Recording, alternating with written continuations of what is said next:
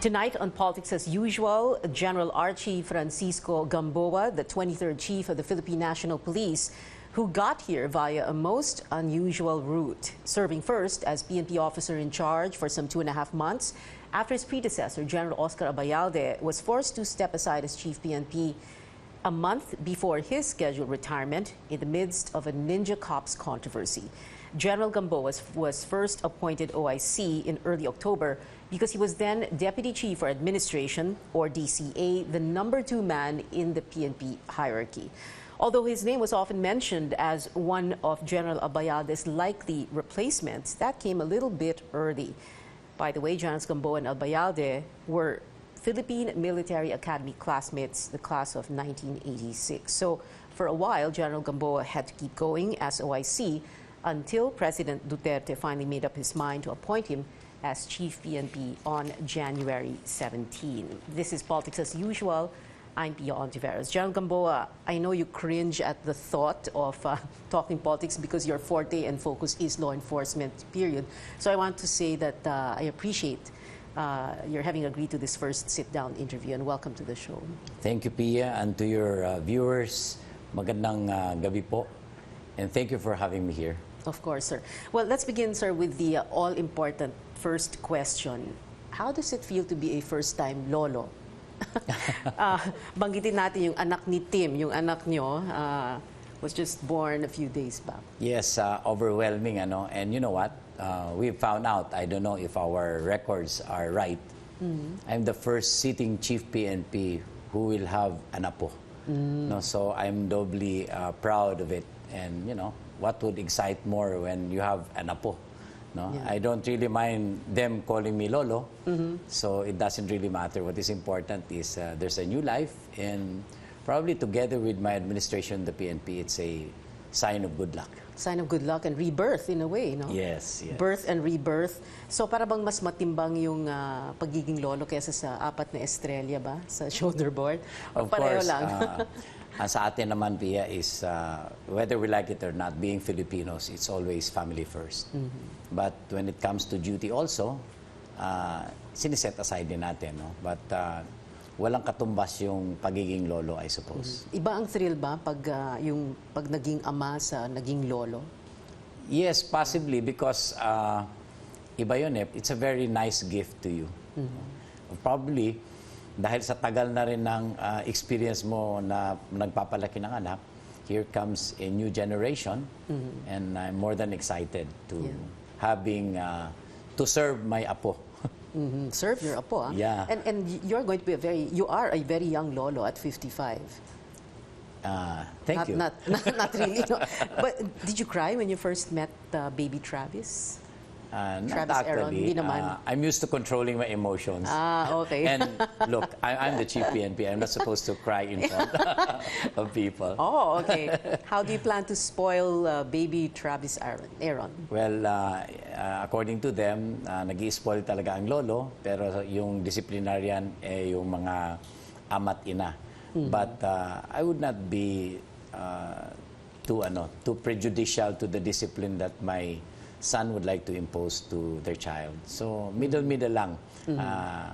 Hindi masyadong spoiled. Oh, and let's talk about duty as you as Chief PNP. That was quite a long wait, no? Yung parang 2 months or 2.5 months as OIC.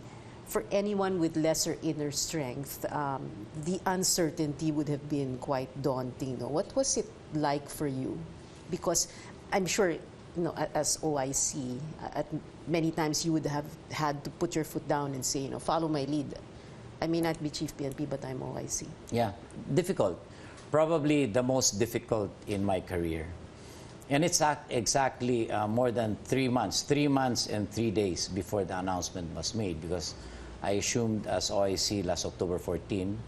The announcement came January 17. So that's right, 3 months. Okay. You know, when you're OIC, you have to count each day, because each day you have to survive. And it's really difficult because alam natin it's a very contested position. Others would do everything so that they would get the position. And this is probably the more difficult way of running things.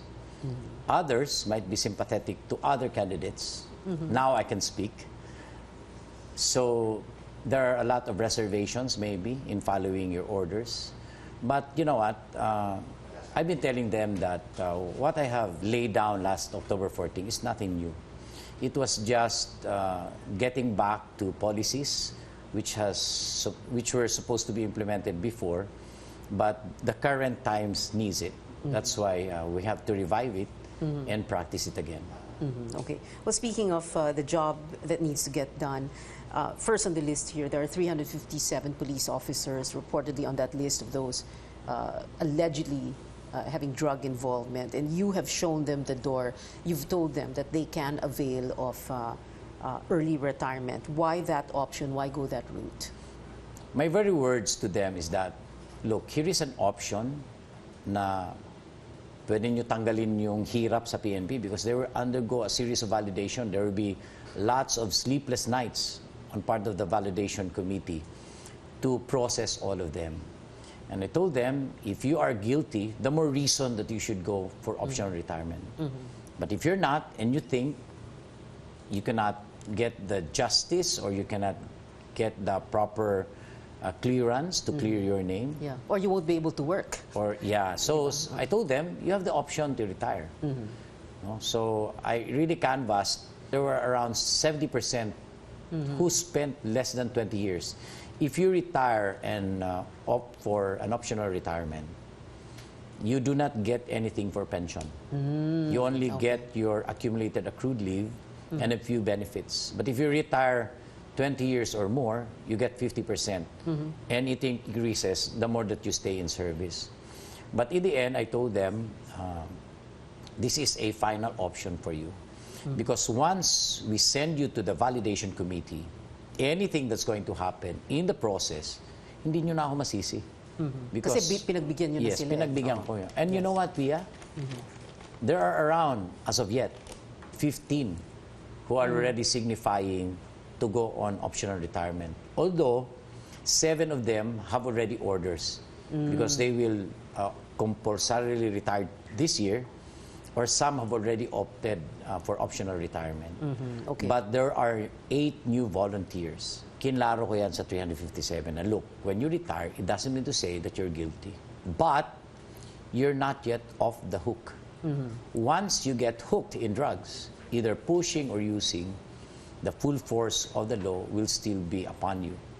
And you will be transferred to another list that would still be subject for monitoring on the part of the PNP.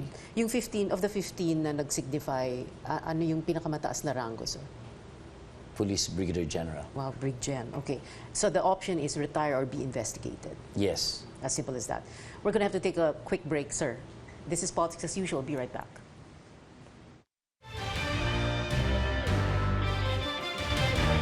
Welcome back to Politics as Usual. Still with us, PNP Chief General Archie Gamboa. General Gamboa, sir, yung retirement ng 357 or a certain percentage of that, it doesn't mean, like you said, na wala ng kaso.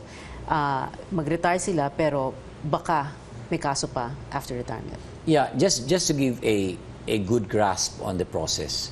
We have 357. It's either you go guilty for case build-up or you clear your name. It's as simple as that. So when you clear your name, you get delisted. Our recommendation to the President. And if you get listed up there because you're positive, then you'll be subjected for case build-up. Okay. And so yun lang yung 2 courses of action of which they can go. Yeah. And the 2 possibilities, investigation, pwedeng administrative and or criminal case. Yes, both. So malaking bagay din yun for any officer. Yes, sabi ko nga, I even told them, look at the composition of the different adjudication boards. If you see people there sitting as they might have their own biases and you don't have a chance of passing through it, then better apply for optional retirement. Okay. Because look, we gotta change the entire mechanism just for you. Right. Ito yung uupo, yan yung mag-validate. So kung nakita nyong alanganin ako dito kasi ito may personal knowledge or what, then optional retirement is the best option. Okay, optional retirement for those who want to go, but there is also that possibility na pati sila may kaso later on. Yes. So that is something else. But will they get their... kanina nabanggit nyo, no, sir, for a certain number of years, yung accumulated leave lang. So in other words, hindi yung buong retirement pay ang makukuha talaga. Ganito kasi, no, we can summarize it into two claims. First is yung cumulative accrued leave. And this is earned. Yes. Whether you have cases filed against you, whether you're a bad cop, you get that. Why?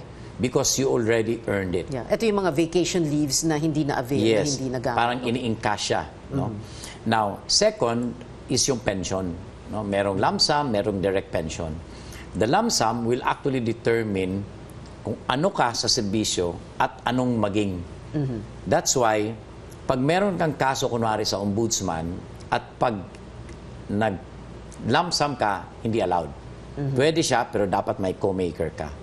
Ano ang reason? Kasi, para pag may liability ka on the part of the law, like civil damages, they can run against your pension. Kaya pinapayagan lang yung may kaso na direct pension. Kasi pag nilamsa mo, nakuha mo na yung 3 years mo, 5 years mo, tapos bigla kang may claim ngayon, the government cannot go anymore against your monies. Okay. Yes. Yung lump sum, like you said, 3 years or 3 years ng sweldo. So 3 years 3 years times... ng pension mo.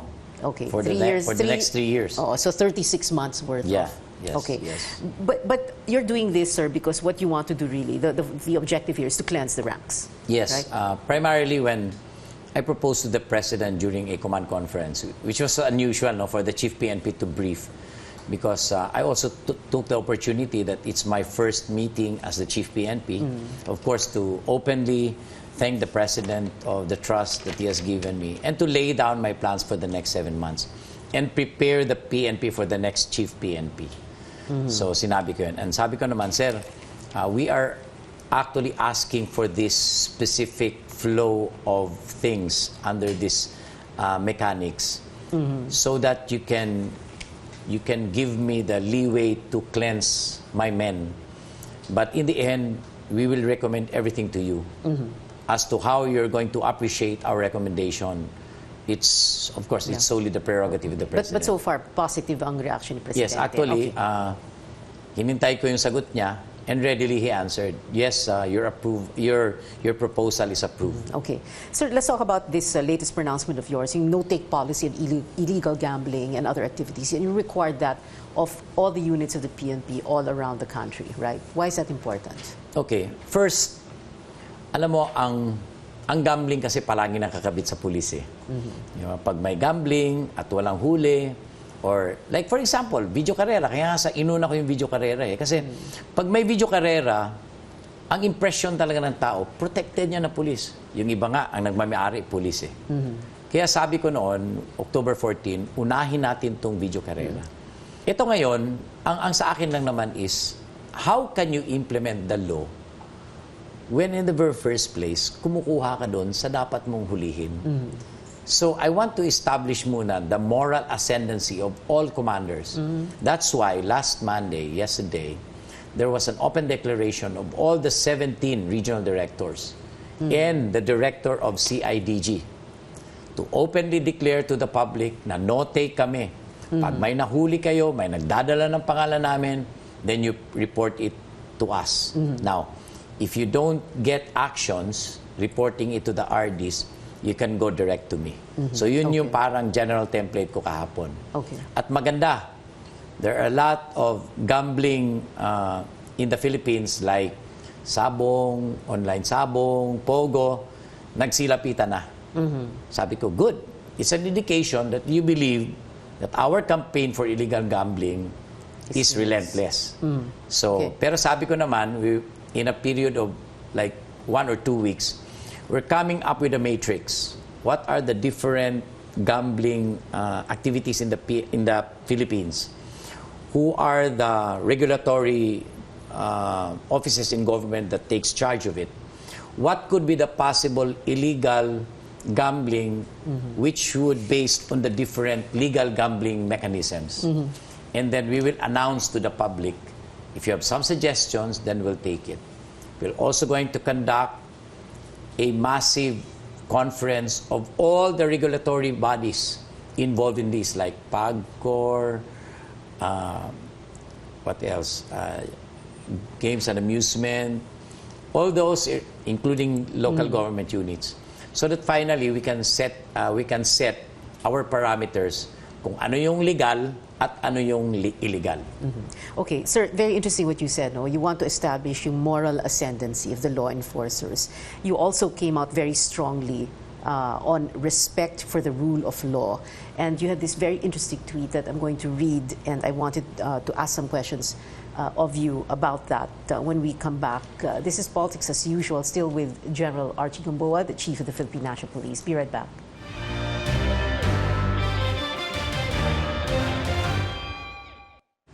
Welcome back. This is Politics as Usual with General Archie Gamboa, the Chief of the Philippine National Police. General Gamboa, you, like we said, came out very strongly about respect for the rule of law, and you tweeted, and we quote, "As a lawyer, I want every member of the PNP to be most respectful of the rule of law and everything that it stands for." And further you said, and I quote, "There shall be no individual or unit action outside of the justice system under any circumstances.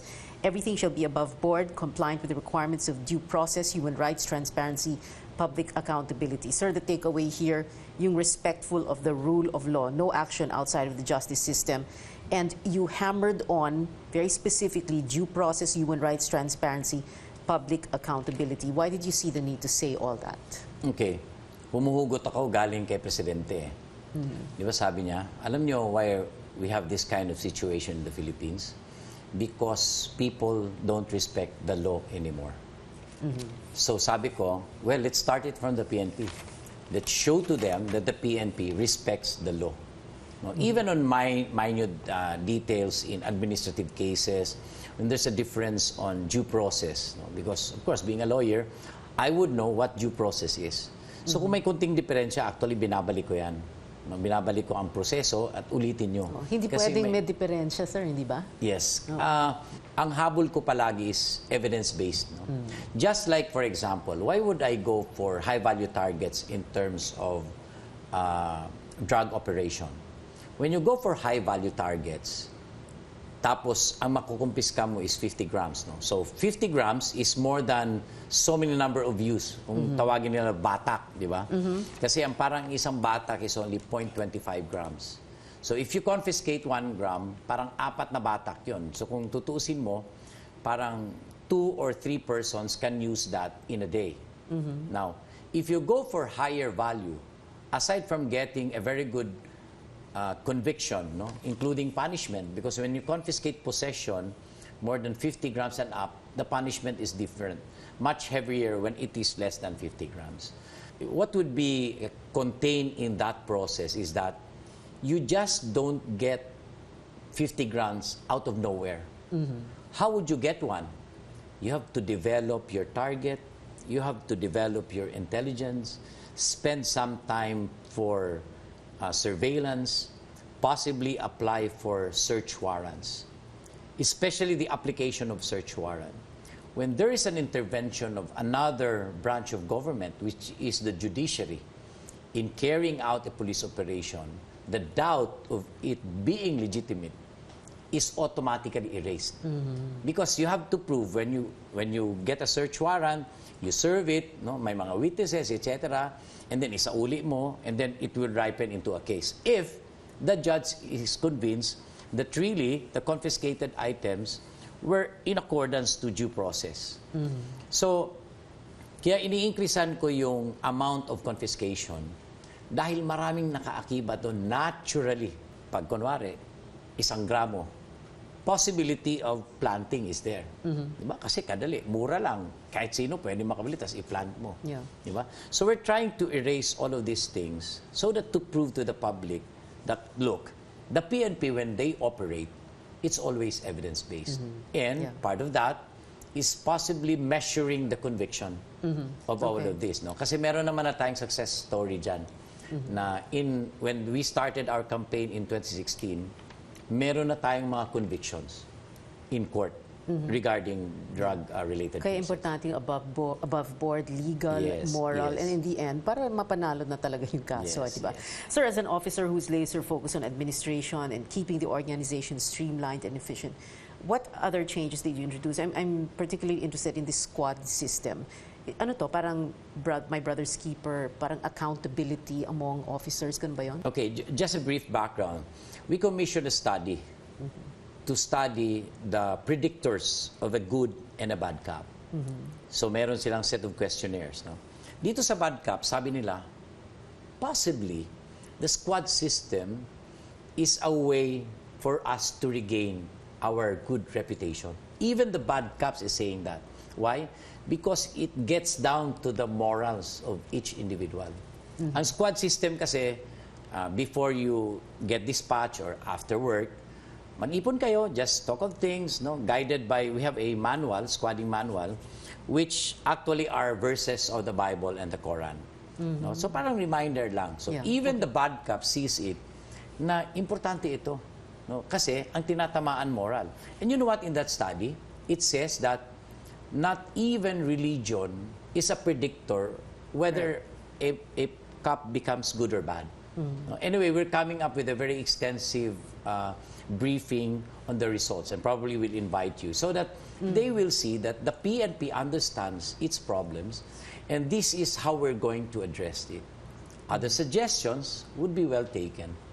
Okay. Finally, to improve the PNP. So in other words, yung briefing, debriefing, hindi lang pang operation yan, but a very personal, a way of checking on each other and keeping each other in line. Everyone is now very well compensated, right? Dati kasi yun yung isang naging reklamo ng mga PNP na mababa ang sweldo. Ngayon, wala nang excuse.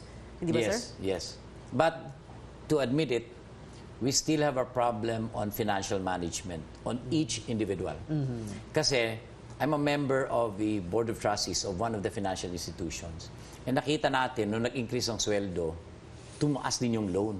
So parang direct result siya, pero parang walang sense. Di ba? Na bakit in-increase mo yung sweldo, automatic double din yung loan of what? Housing, car? Housing, salary, vehicles. Everybody now wants to buy their own car. Not unless kung ang bibilhin mo yung van kasi gagamitin mo sa negosyo, good yun. No, but probably hindi rin na-balance yun. No? So, pag-aaralan pa yung financial management ng bawat police. Yeah, we should follow up on that, sir. That would be very interesting. There's something else also you want to change, sir, in the image of the PNP, yung physical appearance, which is why for you, a healthy lifestyle is the focus.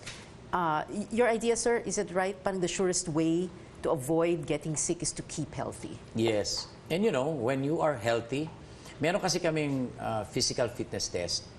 But more often than not, it's not being taken seriously, I have to be honest, no? Pero sabi ko nga, if we're serious on the BMI thing, we can even do away with the PFT. Because once you pass the BMI, you're presumed healthy. No? And again, taxing masyado yung trabaho ng pulis. Pag hindi mo alagaan yung sarili mo, when you retire, sisingilin ka lahat ng ginawa mo when you were still in service. And when you retire, sayang ang pension mo. Yes, sayang kasi doon lang mapunta sa medisina, di ba? At pag bata pa yung asawa mo, iba ang, di ba? Baka iba ang makinabang, baka mauna ka pa. So the surest way, like we were saying, to avoid getting sick is, ngayon pa lang, parang ano preventive. Yes. Preventive, hindi tayo curative. So yung relaxation nyo, you do ballroom dancing, for example, and badminton. I dance, not really very professionally. But good enough. Yeah. Don't worry, I'm not going to ask for a sample right now. Next time, sir. And badminton? Yes, I play badminton as my sport. It's a sport of the family. My wife and my son and my daughter plays badminton. Pwede na kaming maglaro ng isang pamilya lang. Basta no golf on weekdays. No golf on weekdays. And 7 months from now, like you were saying earlier, you're preparing the PNP for the next chief PNP. When you retire, you will have all the time in the world anyway to relax. But 56 is too young to retire, hindi ba, sir? Yeah, of course. Tsaka sa trend ngayon kay President Duterte, and me being from Davao, no, and being a lawyer, I would offer my services to the President. Should you need me in some other government agencies, I would be more than willing to help. Okay. But in the meantime also, upon retirement, may plano na ba kayo, sir? Hindi nyo pa iniisip yon? Ang dami kasing ginagawa. Ang plano ko lang is magbiyahe at mag-relax. But I don't know if time would really allow it. And of course, to take good care of my apo. Right. Oh, that will be your apostolate. Yes, si Baby apostolate. Travis. Meron yung apostolate yung apo. Final word, sir. I'm sure you want to address the men and women of the Philippine National Police. Yes, to the men and women of the Philippine National Police, I have always emphasized that each of every member of the PNP is needed. That's why I call it Team PNP. I shout Team PNP. No? Who are we? Team PNP. Team PNP to serve and to protect. PNP, kakampi mo. Why? Because I see in every policeman na kailangan kayo ng kapulisan. At hindi ito kayang gawin ng mga general, hindi ito kaya gawin lang ng mga colonel. Each individual, kahit ano ang papel nyo sa PNP, kailangan kayo. And of course, only then can we show to the public na credible tayo, na pwede nila tayong tulungan ng kapulisan because, again, without the public, we can never be successful in our campaign to have a peaceful and orderly Philippines. General Gamboa, our snappy salute. Thank you very much for agreeing to this interview, for guesting on the show. And thank you for watching. This is Pia Hontiveros. Thank you, sir. We won't